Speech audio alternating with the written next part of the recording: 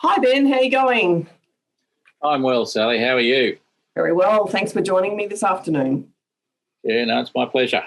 We have chapter 3 today, Australia's current performance and what we can learn from it. This is quite an interesting chapter around international indices and mediocrity, the sports performance. And I think my first question for you, Ben, is are we happy? Well, if you even look at some of the papers in the last few days, Sally, you'll actually hear people talking about how clever we are. That we've had for 2 months now, we've had, or even 2 quarters, we've had over 3% growth, and it seems like we're slipping back into the narrative that says, "Look how clever we are," and I think that there's a little bit more to it than that, and I raise that in the book. And I think one of the specific theses of the book is we have to confront the brutal facts. And the brutal facts, when you look at them, don't portray us in such a great light. No. Australia's really very much our culture is to actually say, look how great we are and look at all our achievements. However, when you, as you've done in the book here, when you look at some of those international indices, how are we really performing? Well, we're pretty good at celebrating our sporting success, and we have a national decline when we don't have sporting success. And I quote the Rio Olympics where we came 10th out of 206, but there was a general feeling that we'd failed. And there was more calls for more money. So, the solution is we need to spend more money. And that's a little bit what we see now as a result of COVID. If we spend more money, things will get better. And I just think that there's more to it than that. And as you mentioned, the global indices don't paint a particularly glowing picture of our performance, and it doesn't matter which one you look at, and some are worse than others. But if you take, for example, our overall prosperity, there's an index called the Legatum Prosperity Index, and on that we rank 13th, which I think is not where we would expect to be, given our relative affluence as a country. We're portrayed in some indices as one of the richest countries in the world. Absolutely, capital, yeah. Yeah, but Legatum Prosperity Index 13, Social Progress Index 15, Ease of Doing Business 18, Global Innovation 22, Global Competitiveness 18, and one that really stands out, and it links to a couple of others that weren't available when I first wrote the book, but they've become available since I wrote the book. But our Economic Complexity Index is at 93, heading downwards. So over a generation, our ranking has dropped enormously. Now, our Global Complexity Index is a measure of knowledge in a society that gets translated into the products it makes. A country is considered complex if it exports not only highly complex products, but also a large number of different products. The more complex a country's index, the stronger its infrastructure and the more adaptable it is. We don't have a very complex economy, and we very proudly claim that we are a service economy. So somewhere in there, there's a contradiction, and we need to think about that. We rank with Senegal and Pakistan in terms of the complexity of our economy. So I rest my case. Sorry? That would be a surprise for a lot of people, wouldn't it?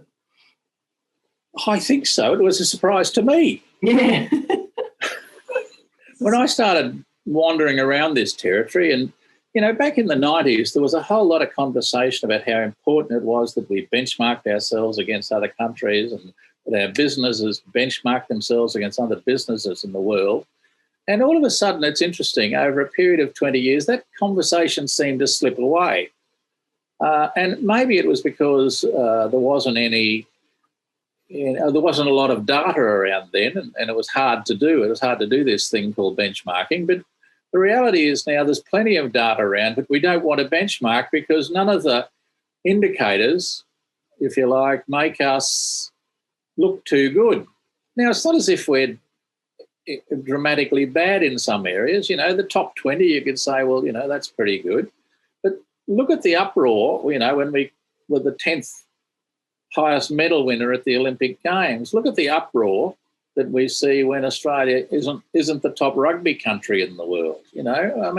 We just find in a sporting context, we find that we have very high expectations, but in a business context, we have no expectations at all. Yeah. Which is, I think, a terrifying thing. We just kind of imagine somehow that it is all good, and so long as the economy at a GDP level is growing, we can be the wealthiest country in the world. But underlying that, I think there's a fragile infrastructure that I think COVID has made a big dent in our image of ourselves. We've discovered we're just not as clever as we thought we were. So, our last podcast, Ben, we were talking about how, culture informs business and so forth. And this is a great example of that the Australian business culture, or culture in general, has aspired, the vision and the aspiration is in the sporting element. So we've actually, achieved on that. However, if we haven't actually looked for how are we actually performing with these economic complexities and innovation, for example, we're not aspiring for it because we've said, how are we just happy with that level of mediocrity because it's not part of our vision? And it sort of goes back to, well, what is the vision for Australian business? What is the vision for Australia?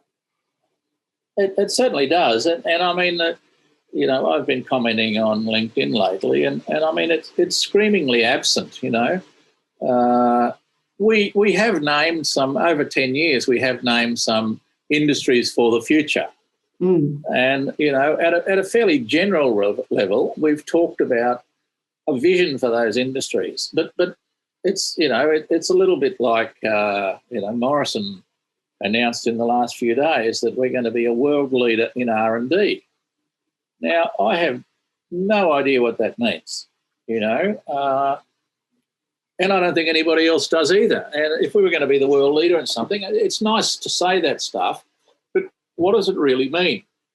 And we're not having those conversations, we kind of leave it, and the politicians certainly leave it at the foggiest possible level so they can't be held to account for anything. The business people either are unable or unwilling to talk about the possibility at an industry level. They're so preoccupied with their own businesses, if you like.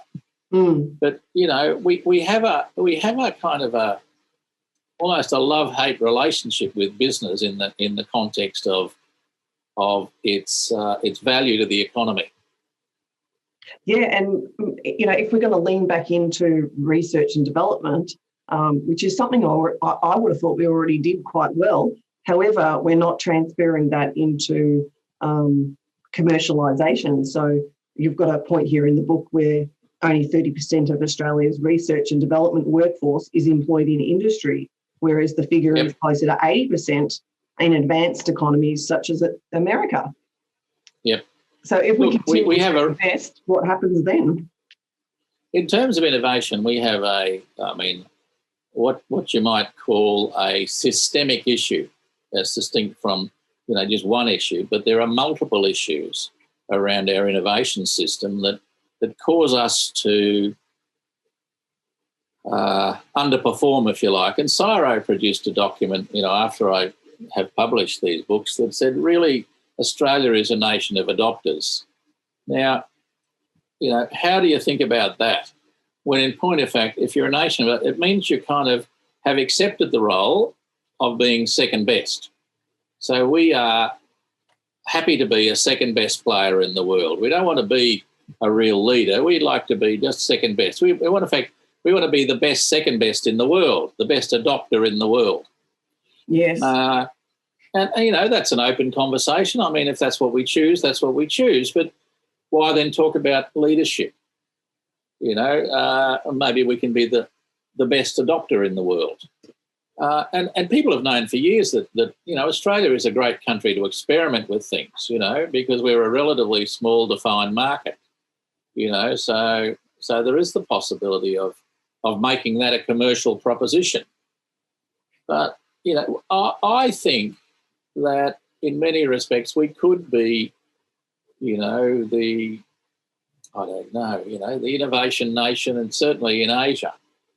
But we'd have to pick up our game quite substantially to do that, based on the data that I'm looking at anyway. And maybe there are other people who've got other views. But, you know, there was a time when we were a social laboratory in the world. You know, we led the world in a whole range of things in that period post-Federation, you know, in terms of our democracy and women voting and our industrial relations. But we've never really been a leader at business building. Mm. You know, it's worth thinking about what would it mean if we were leaders as business builders. Which is really, if we actually start looking at these new industries and say, okay, we're going to look at our position in Asia or the defence industry, for example, submarines, and space that's already come up of recent. Reinvesting there, will we actually be business builders there, or will we just play a role for the world and then other people will leverage from what we've learnt? You know, are we going to sort of be, as you said, second rate still rather than leading? In a sense, that's a question that I think we should answer. Mm. You know, I mean, we have, you know, in this, you know, there's a whole thesis in this, in underpinning all this, is that somehow the market will make the decision. You know, government can't interfere. But, you know, look where that got us between 1990 and 2020. The reality is, using that particular model, we emasculated manufacturing in Australia. You know, the market made choices, and effectively the market set us on a path which suggested that manufacturing wasn't important and we needed to outsource everything, and we'd have the lowest cost economy in the world. Now, I don't understand how that reconciles with Australia wanting to be globally competitive and a business leader. Nor do I. It just doesn't make sense. So when you think that whole innovation thing, you know, some of the issues are, you know, 70 or 80% of our scientists work in universities. Part of the reason they work in universities is because there is no manufacturing sector for them to work in. So there's two big issues, you know. The reality is we've made decisions at a government level historically, which, while they throw money at it, don't encourage us to do the commercialisation here. You know, we've got a history of decisions that you know, starting with Wi-Fi and the black box and a whole range of things, transistors, where we just didn't get it. And I'm sure that's happening now. You know, someone told me a story the other day that suggested that there was a company in Australia and a great technology. They went to the government and the government weren't interested in helping at all. Now, I'd have to go and check all that out. But, you know, the government has to move from being a reactor to being a proactor or a shaper of the market. And unless we get some leadership, now maybe business can do it in its own right. And I'm just looking at the modern manufacturing strategy now. And what they've suggested are the national manufacturing priorities. And this is only one element of the economy, but it's a pretty important element. Mm. You know, resources, technology, and critical minerals processing. That's one industry where we want to lead the world. Now, in mining, we lead the world in some respect anyway. Yeah. Food and beverage, medical products, recycling and clean energy, defence and space. So they're the six big, if you like, industry. Our future is in those industries. Yes. But, it really would be helpful if the government said, this is the possibility. This is where we want you to go. Now, we want you to get your heads together and work out how this is going to happen. Now, effectively, Morrison said that, but before that, Abbott said it too. Yeah. We seem to have a way of going around in circles. I felt like that when I've read some of these new reports, and that my question, I'm left longing with the question of, well, how are we thinking, engaging and acting differently? We might be, it's not new that some of these industries that they're talking about. So how are we, if we're going to get a collective new investment, or getting a council or a committee together to actually investigate what could happen for Australia, who's on that team? And are we actually looking differently at the prospect of a global footprint or leadership in that sector, as opposed to the role that we might play as a piece of the big puzzle? Well, I think that the challenge is to get, get a long-term view. I talk about moonshots, but I don't care what we call it. Mariana Mazzucato in her work talks about moonshots as well, and she's writing interesting work in based on the British economy. And it seems like, at some levels it's a global problem, And, I look back and I can think, I'm older, and you kind of look at what have the baby boomers done in terms of industry building over the last 30 years. Now, you might say, well, we've done a lot in the IT area. Okay, that's really cool. But what other industries? We've extended the service industry, so now we've made the transition from mining to service industries. Well, my question is, what's the next transition from service economy to a what? And is it a digital economy, or is it a manufacturing economy, or is it I don't know. Is it an energy-based, renewable energy-based economy? Yeah. But nobody's having that conversation anywhere. No. Yeah. Even with the energy, is that the energy feed into water management and so forth, which are opportunities for us, or is it agri-based? All of that. Yeah. All of that. We need to be having those conversations. When Turnbull did the innovation announcement, when he became leader and everyone was really excited about it, we're going to have big ideas. And then at the election, they got smacked about the head. And then they stood up and said, well, innovation didn't resonate with the average Australian. That was why the Liberal Party lost votes. You're going to think, well, of course it didn't, because there was no purpose to it. There was no sort of picture that said, look, there's no narrative saying, here's where we're taking Australia.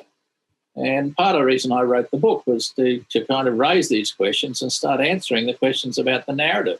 We need a new narrative about our future that doesn't involve going to war, that doesn't involve going backwards, and doesn't involve solving problems. It needs to be, we're going somewhere. And if I look at some of the things that are in the chapter, what's our position in Asia over the next 50 years? And that's with the way China's evolving. That's a really interesting question now. It wouldn't have been necessarily 10 years ago, but it's very hot and slippery now. We're building a defence industry because someone decided that defence was a major platform to build industries. Whether submarines are going to be the difference between our future and the past, who knows? We need to build a bigger story around Northern Australia. My understanding is there's a Northern Australia Development Fund, but, they're not exactly being inundated with proposals to change the world in Northern Australia. And certainly, I think I mentioned in the last podcast, the healthiest nation in the world. Well, I bet when Bill Ferris wrote his document about Australia 2030, he wasn't thinking about COVID. He was thinking about extending life with research and development. Now we're the healthiest country in the world because we're an island and we're able to close our borders. But we are relatively one of the healthiest nations in the world. So we need to kind of think about. The other thing is that a lot of those things are a little bit self-serving. What difference does Australia make in the world is an interesting question. Yes, yeah, absolutely. That's a really big question around, I guess, where a lot of global organisations are moving to and looking at that sort of triple bottom line: people, planet, purpose. Yep. It's a big question, and it should be a big question. I'm not suggesting that it's an easy question, but wouldn't it be good if we could have those conversations in a productive and even if we didn't get to resolution, having the conversation would be enough to raise the awareness of people that there is something else out there that we need to take responsibility for. It's more than just filling our own pockets and, dare I say it, playing with ourselves. Yeah, well, it's definitely around, what's happening. Australian culture is something to be celebrated, and we're a destination where people want to come and live here in Australia. Sure. We are still globally considered a lucky country. COVID's further encouraged that, where we've got Marvel is coming over to Sydney to do all their movie recording for, I think, the next 3 or 4. Yes, for about 3 or 4 years. Oh, I hadn't heard that. Yeah. Yes, because of the fact that they're going to be able to have continued production here. It's relatively safe. Yeah, it's safe. So there's another sort of interesting industry that's popping up that it has come out of COVID, which is a good outcome. But what else? I suspect, and I hadn't even heard that, but they've done very well at building the film, film industry in Australia. But I suspect that our relative safety over here and our relative, healthiest nation status will attract a lot more opportunities like that. If you lived in a country that had been devastated or smacked about with the COVID, why wouldn't you want to come and live in Australia or move your headquarters here if you were a business? And our competitive advantage, we might never have said this once. We used to talk about our competitive advantage being we're a green country because we're an island, but now we're a healthy country because we're an island. So how do we capitalise on that level of, if you like, competitive advantage? It's a moving target. You're only one deep breath away from an outbreak. But, I'm not sure on the deaths per million, but, we're relatively a safe country. Yeah, well, yes, we are. We absolutely are. And, because some of the ways that our states and borders are set up, that's actually assisted us being able to have a freedom of sort of self-organisation, and then our people, like ourselves, are actually used to the fact that there's differences between states. So most people are actually, or most businesses are already attuned to public holidays being on different states, different time zones. Daylight savings isn't across all states at the same time, and so on and so on. So there's a bit of a history there. But how do we leverage that for prosperity and more innovation? I think is a really, really important question to ask. And the more people that are actually talking about it, the more that join the conversation. That's what I've noticed. You mentioned LinkedIn and so forth, but when you actually post things, then you start getting the viewpoints from other business leaders. Sure. And you see people are interested. They really are, but I don't think they know how to participate. Well, I think that's true. And we don't have a big tradition of that, if you like, community participation in conversation. It's building, and the next generation will be better than the last generation because this generation, or this next generation are more comfortable in the social media. But, questions like, we've talked about the industries that might drive our future, but, you've got to think about the whole area of digital. There are some people thinking about it, but, maybe we're not thinking about it in a clever enough way. And I'm, like as someone pointed out to me the other day, as good as the NBN is, I mean, technologically, it's not a great decision for Australia.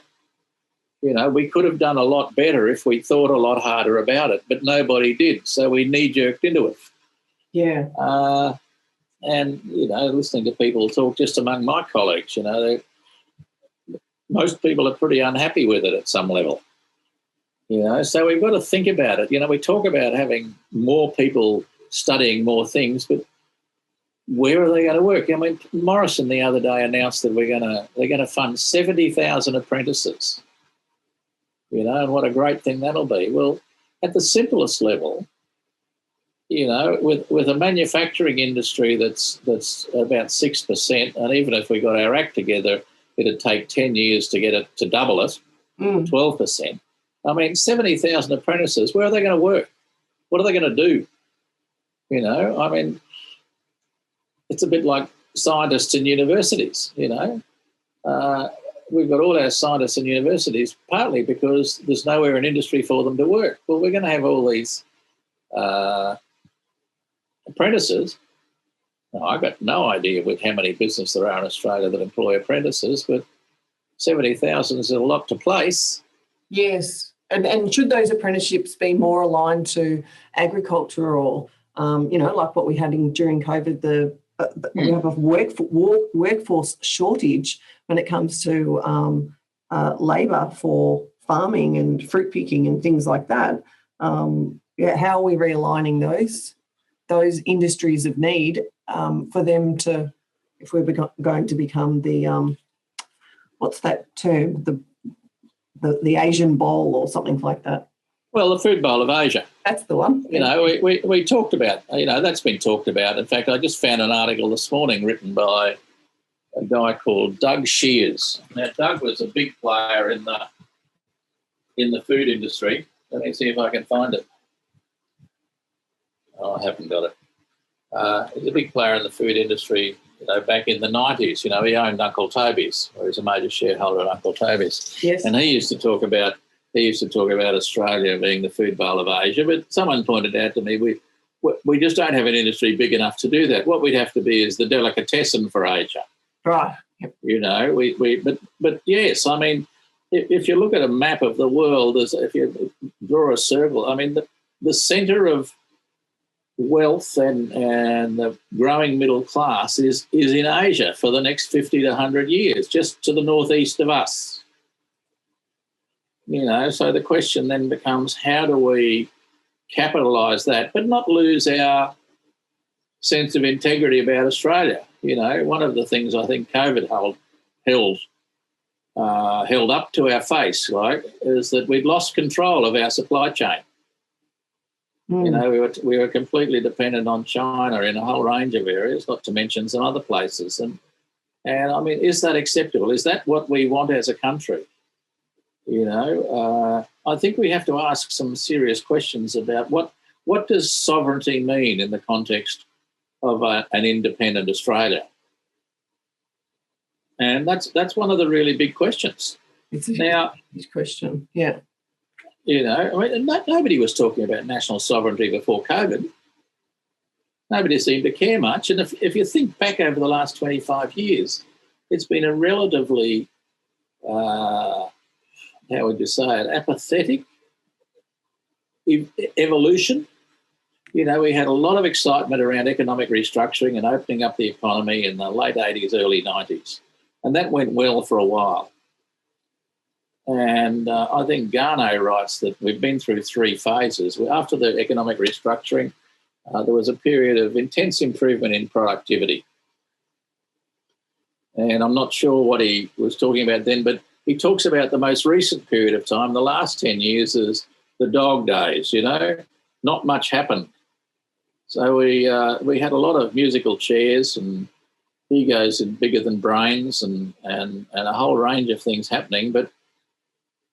And when innovation did come onto the agenda, we dropped it like a hot potato, because it was too hard or we didn't understand it. And partly that's just a complete absence of a direction, a complete absence of aspiration in the country. Yeah. And need too. I think we've talked about this before, Ben, but for listeners, in regards to the baby boomers and the Second World War, and then the baby boomer generation had the right to sort of relax a bit and rest on the fact that there wasn't global disruption, and that we were actually, as a country, progressing forward quite well, which is, part of the whole 29 years of economic growth. So there wasn't that necessity as much even for innovation, because there was constant growth anyway, and there were so many people coming into Australia that the market just keeps on growing, and it still will. Growing. But the other issue is the whole evolution of technology. When I started work, and I am old enough to remember that there was no such thing as a computer. Mm. Photocopiers were a really big technological breakthrough, and I remember that because I went to a special training course to learn how to use a photocopier. And in our office, because I was the most junior person, my job was to look after it. I didn't know that existed. I used to make that a joke of that, Ben, and say, "Have you got certificate 3 in photocopying?" Because sometimes I had complicated, you couldn't use them. I'm not sure it was Xerox or somebody. They ran the program, and I did a day, and I learned how to change the fluid and change the paper, and people had to come to me to sign the book to get photocopies done. Wow. So we've had a huge. But I was not long after that, I was on a project team. I was in the public service in those days. That we went down to Kodak in Brisbane to look at this machine that actually used to telegraph messages through the phone lines. And it was a complete revelation to us all, and we decided we couldn't see any use for it in the department I was in. And it turned out we knocked back the fax machine. Wow. And it didn't happen for another 10 years after that, and Kodak wasn't a player. Xerox and some of those got into it. So, but that, the change and the innovation that the baby boomers have been a part of has been this digitisation or the computerisation.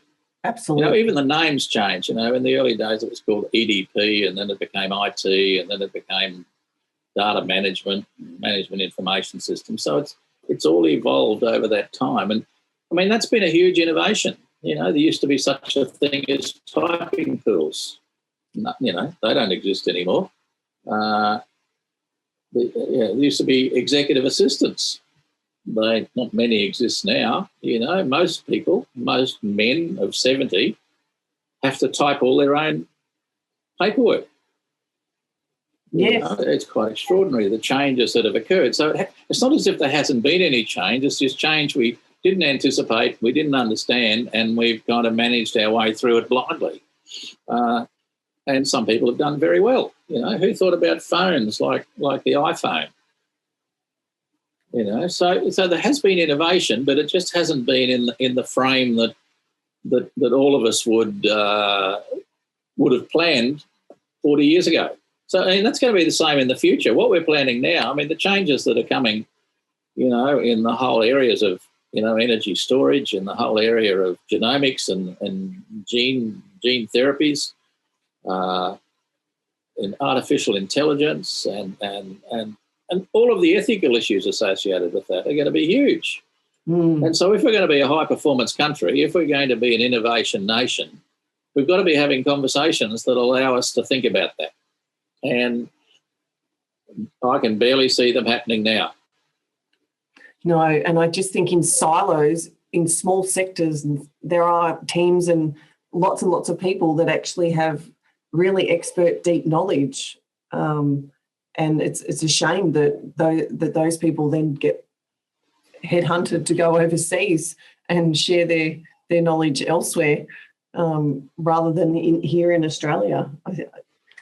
Well, I think it's quite fascinating that Andrew Livers is a great Australian, but he's been the one appointed to shake us up.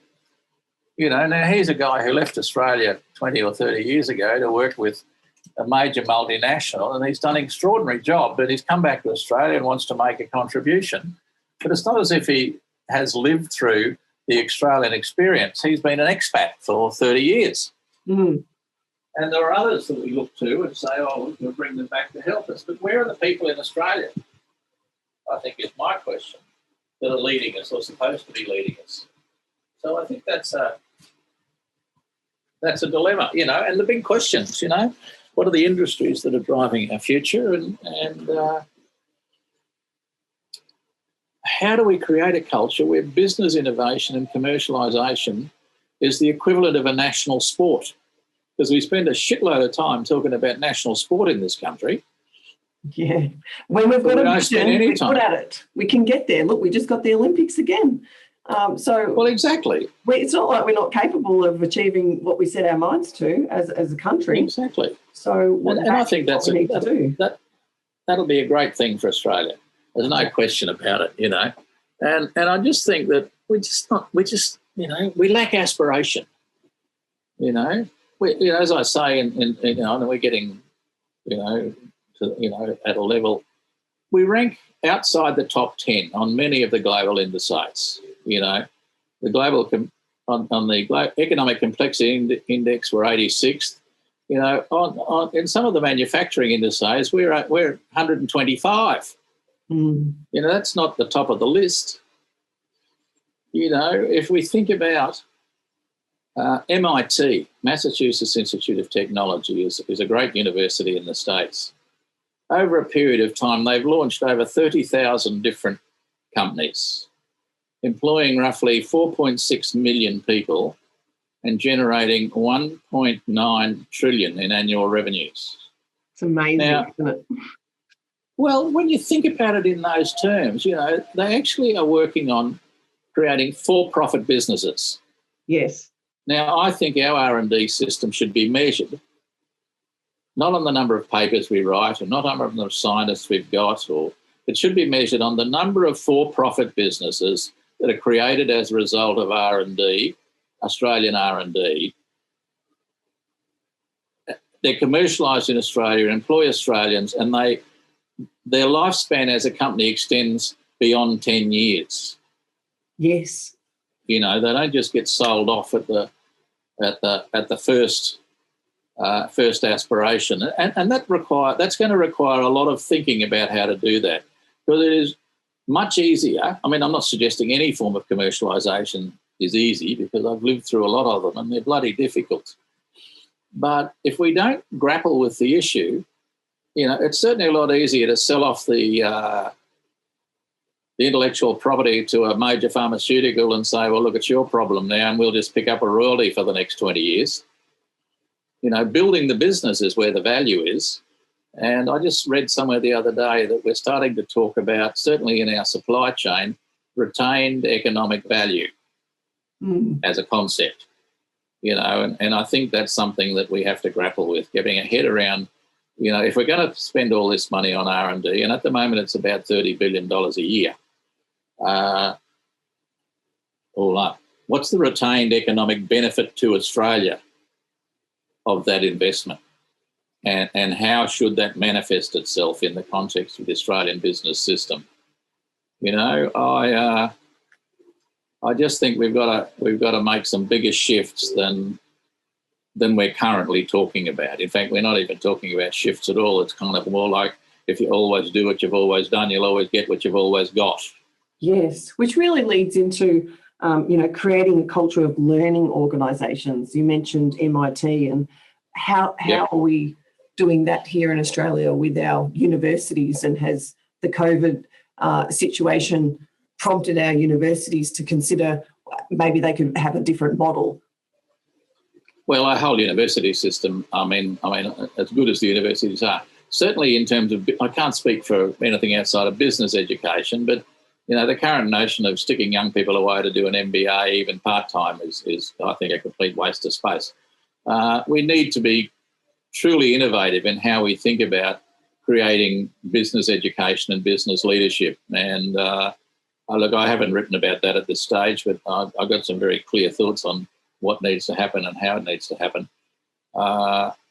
we've just got to be more creative, you know. I mean, if we fancy ourselves as being an innovative country, I mean, if you think about it, the lecture was invented as a technology back in the 12th and 13th century.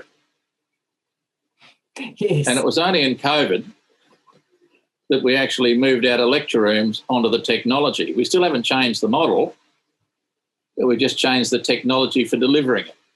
Now, absolutely, there's a lot of really energising research in the world going on about how people learn and how children learn and how adults learn. And none of it's being applied in the existing, very little of it, I can't say none, very little of it's being applied in the existing educational frameworks. So, no, even a current experience with that, Ben, is my partner. He's doing a fire engineering course at the moment, and yep. and I can hear from the other room. It's on Zoom, and a couple of the sessions have been very lecturette style because it's uni. So these academics are used to presenting like that, and then they had a section on human behaviour. So the person that presented that was a female, and I couldn't hear from where I was how old, her age or demographics or anything. I could just hear the whole shift. So these are 1 hour sessions. They go for a while. Everything was completely different. There was interaction. There was polls. I could hear my partner talking, and I thought, geez, it's like he's in a completely different educational setting. And the difference was when that finished, I said, geez, that sounded really good. He goes, oh, yeah, that was fantastic. And it felt like she was talking to him, but there were still 45 people in the session. And she just used all the functionality of Zoom. She integrated her learning methods and teaching methods to the platform. And as it was, I found out he said she couldn't have been any more older than 25, 26. Well, that's she was inspiring, he said. Sure. Yeah, that's the generation. Look, I can remember not too long ago, I'd say not too long ago, at least 10 years ago, a young woman came to talk to my CEO syndicate. Lovely young woman. She was the daughter of one of the members, and she was at least 23. Because the woman who was in the syndicate said, look, my daughter understands this social media better than I do. Do you mind if I get her to come in and talk to us? So she came in, and I mean, I've got to tell you, for 23 years old, she was brilliant. And she talked about a whole range of social media channels and vehicles that business could be using, most of which I'd never heard of, or I'd heard of them but had no idea what they did or how they worked. And this is only in maybe 2012, so that's 9 years ago. And that was one of the things that moved me to another stage of learning. I thought, shit, if this is what's happening in business, I better get my act together. And that genre of technology, the social media channels, has just taken over the world. Absolutely. So now and that wasn't the case 9 years ago. No, and what's really interesting, Ben, is even if you go back to, the biggest platform in business, LinkedIn, and what you think about the manufacturing sector and here in Australia, or even the built environment where I spend a lot of my time with clients, they're not on LinkedIn. There's a very few participating. There is a definite cohort of very progressive people that are participating and sharing knowledge, and that's a platform to enable people to be able to do that and talk to people from all over the world on any issues. And people are really encouraged to, that the whole point is networking and knowledge sharing. And yet all the manufacturing sector aren't on it. A big chunk of them aren't, because I know a lot of people here, and where I am in Melbourne is in the manufacturing belt, where I think about 40% of all manufacturing in Victoria is within about 5-10 minutes from my home.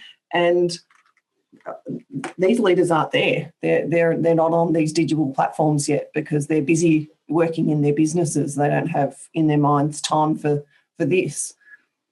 Well, that is fascinating in its own right. That's probably the subject of another conversation. Yes, because you just kind of, yeah, I mean, it's not as if it's going to take over the world. It's taken over the world. You know, what we have to do is work out how to manage it properly and productively for the next generation. Well, the next generation will do it, of course. I mean, it's not as if it's a problem. I mean, if this generation doesn't get it, the next generation will. And, yes. And that's the... because they're growing up with it. I mean, I just look at my grandkids now, you know. I've got an 8-year-old who's... His challenge when he comes to my place is to guess the password, see if he can work it out. Yeah. Yeah. But I didn't know what a password was till I was about 60. You know, they're kind of, you know, they're kind of born with a phone in their hand. And I'm interestingly enough, that's why it's called the iPhone. Exactly. It's a very, very clever little metaphor. You know, it's just an extension of ourselves. Yeah. You know, and even I, you know, and I'm the most technologically, not most, but I'm certainly not technologically competent. You know, I was out to dinner the other day and someone said something and I just caught myself saying, well, we'll look at it up on the web now. Now, really? You know, that's amazing. Absolutely. You can just do things instantly. One final point, Ben, on the shift that needs to happen with mindset, and an example, I guess, back to my state here in Vic, is that Victorian Chamber of Commerce have worked with the government on a $10 million funding for mentoring small business. And they're about 6 months in or 8 months into that program, and they've got until the end of the year. And they put out a report saying that they'd had 3,300 hours of mentoring, and there's been some fantastic results for those people in small business. Under 50 million with no more than 20 employees is the criteria. 3,300 hours, and based on sort of my knowledge of their consulting rates, that means they've spent about $1 million of their $10 million budget, which they're nowhere near. So they've advertised and advertised and advertised, but the small business owners are not stepping up. And part of that is digital transformation. That's a huge part of the mentoring. It's all to do with business building, which is why I'm following it and have interest in it. How are these? So the government's, you know, trying to inject money into these small businesses to help them transform or become more digitised is a very big part of it, and improve their marketing and reach and change their, disrupt their supply chain, as you were talking about what's happening with supply chains since COVID. And I thought that was just really interesting that they're halfway through and only spent 10% of the budget. So that is interesting, isn't it? Yeah. Yeah, I mean, they didn't report that. I deduced that, but that is you know, I think it's going to be a pretty accurate calculation. Well, you got to believe that in the end, you know, learning is hard work. Yes. And change is even harder work. Yes. You know, and you know, and we've got such locked in mental maps about how the world is and should be for all sorts of really good reasons. And to be able to change that, you know, maybe the COVID has been a break point or a fracture point for us to say, well, shit, you know, it's not nearly as the way it should be. But if we're going to change things, we have to build a map that allows people to develop a language to talk about it. And, you know, the first time I saw this, there was a really interesting book called The Aquarian Conspiracy. And you build a from-to model. So the existing paradigm of work is that work, and it has been for generations, work is a source of money. You know, maybe if we had a new paradigm that said work is the source of learning for every human being.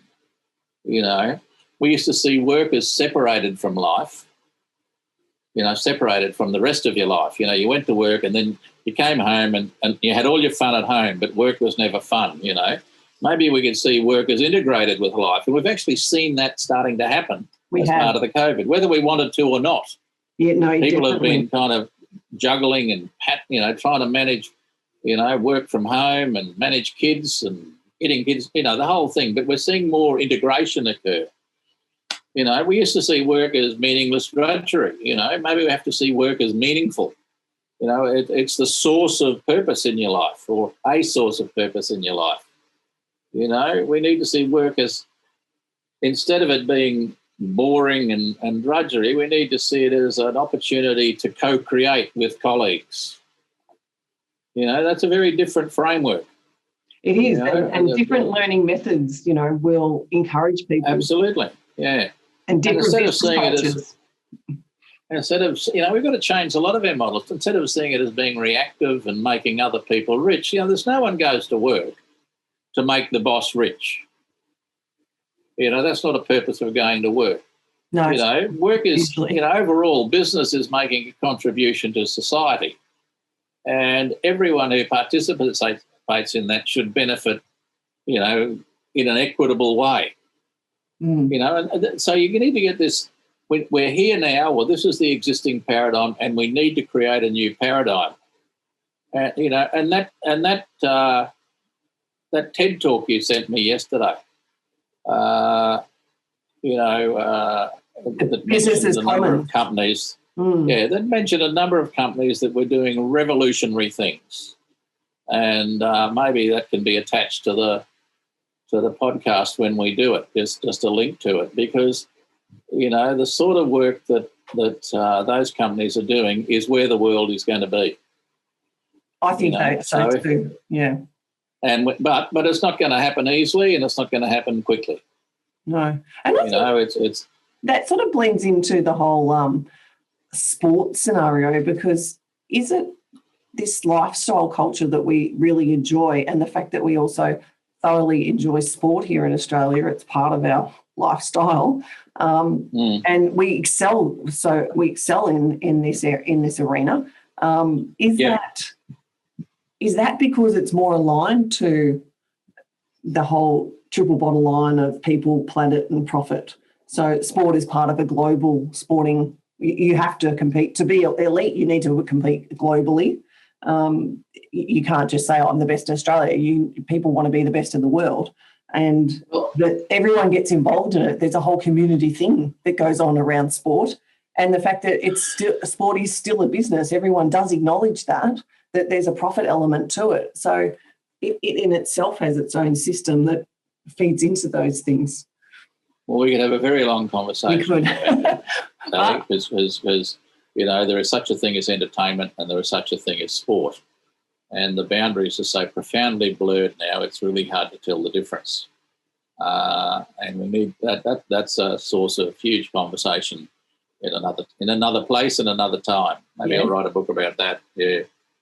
Well, I think we'll wrap up there, Ben. Thank you so much for your time this afternoon. It's been a great session, and we'll till next time. I love it. See you then. Bye. Cheers. Bye.